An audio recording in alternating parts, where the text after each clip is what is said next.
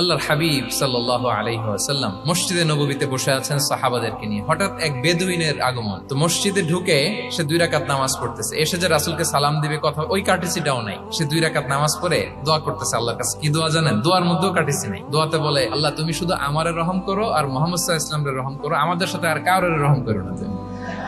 দোয়ায় অন্যদের জন্য দোয়া করলে যে নিজের লাভ এটা সে জানতো না। তো তিনি ফলো করতে লাগলেন যে দেখি লোকটা কি করে। তো লোকটা দোয়া টোয়া করেই এবার যে মসজিদের এক কর্নারে বসে ওখানেই পেশাব করা শুরু করলো। মানে কোনো কার্টিসি নিয়ম ভদ্রতা তার জানা নাই। তো তাকে পেশাব করতে দেখে বাকি লোকেরা তো তাকে ধরতে গেল, মারতে গেল। রাসূল সাল্লাল্লাহু আলাইহি ওয়াসাল্লাম বললেন, রাখো রাখো, আরে থামো থামো, কাজ সারতে দাও। তো সবাইকে তিনি থামালেন, ও সারলো।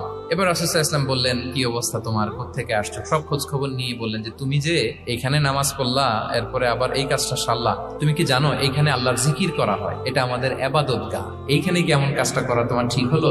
সে তো লজ্জায় কাচুমাচু হয়ে রাসূল সাল্লাল্লাহু আলাইহি ওয়াসাল্লামের কাছে ক্ষমা চেয়ে গেছে। সুবহানাল্লাহ।